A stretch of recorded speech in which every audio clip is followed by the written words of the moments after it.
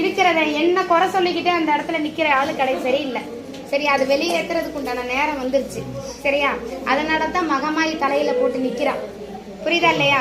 உன் இடத்துல நிக்கிற சுத்தத்துக்கும் நான் வந்து அந்த இடத்துல நிக்கிறதுக்கு ஆகாது. நான் இப்ப வெளியே வந்து நிக்கிறேன். புரியுதா? அந்த இடத்துல சுத்தத்துக்கு கொண்டு வந்து நிக்கிறதுக்கு உண்டானது இல்ல. உன்னோட சகோதர வெளியும் அந்த இடத்துல தெய்வமா வந்து நிக்கல. புரியுதா இல்லையா?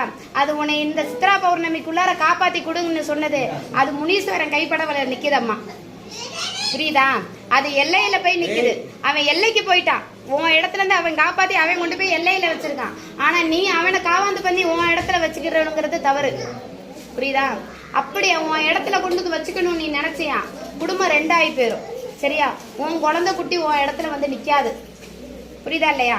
இது முக்கால சத்தியம். புடிச்சுக்க. உன் இடத்துக்கு நான் வரணும்னா உன் இடம் சுத்தம் காத்து வரணும். வச்சு கும்பிடுற வேலை வந்து அவ இடம் வேணுமா ஏத்துக்குவா, நான் ஏத்துக்க முடியாது. புரியுதா? அப்படி பிள்ளைய நான் என்ன சொல்றதுக்கு புரியுதா இல்லையா? உன் இடத்துல உன் சகோதரனை உன் இடத்துக்கு கொண்டு வந்து வச்சுக்கணும்னு நினைச்சியா? இல்ல, நிக்காது.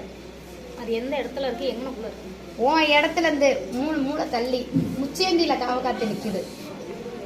விஸ்வரூபம் எடுத்து நிக்குது முச்சேந்தியில. சரியா, அங்க நிக்கிறான் போய் பாரு முனீஸ்வரன். அவன் எல்லையில எல்லாம் காத்து நிக்கிறான்.